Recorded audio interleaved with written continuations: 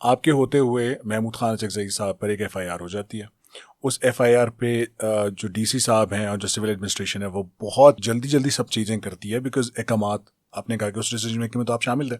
उसके बाद वो वापस हो जाती है, सब नॉर्मलाइज हो जाता है। तो इस पूरी साख में जो बंदा मुतासर हुआ वो DC कोयटा साद साहब की सारी क्रेडिबिलिटी। आपको किसने कहा है कि वो वापस हो गया? आई हर्ड कि वो डिसीजन कम्स। बस यही लोग जो है वो गलत किस्म की बातें। उस दिन मेरे पास एक नोटिस आया महमूद खान साहब के लॉयर का कि जी आपने मेरे खिलाफ ये वो।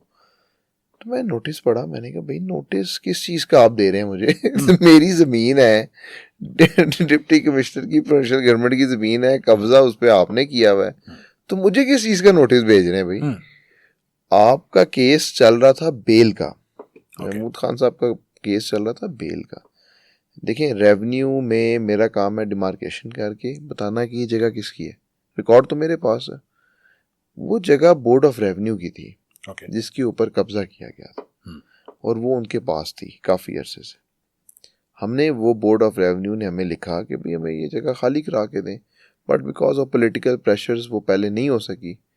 तो हमने जाके एक्शन लिया, हमने कहा कि जो ऑन मेरिट है वो करेंगे। अब अगर जगह है गवर्नमेंट की, उधर बोर्ड ऑफ रेवेन्यू का ऑफिस बनना है या कोई और ऑफिस बनना है तो बनना चाहिए। तो हमने जगह आइडेंटिफाई की, डिमार्केट की, उसको खाली करा के दे दिया। मतलब ये जो पहले पॉलिटिकल प्रेशर कोई सस्टेन नहीं कर पा रहा था, नहीं ले पा रहा था, out of nowhere Chulbul Pandey comes और वो कहता है मैं ले लूंगा प्रेशर, कोई बात नहीं, अब वो हो जाती है। मतलब तो it is single handedly you did या something back powers was also involved to bring it to नहीं दैट? नहीं, डिसीजन देखिए, डिसीजन लिया इस तरह के उस वक्त वो गवर्नमेंट में होंगे ना, तो गवर्नमेंट में थे तो नहीं डिसीजन कोई ले सका। जाहिर सी बात है जब आप गवर्नमेंट में होते हैं तो फिर DC भी आपकी मर्जी का ही होता है। तो आप किसकी मर्जी के? मैं भी गवर्नमेंट की मर्जी का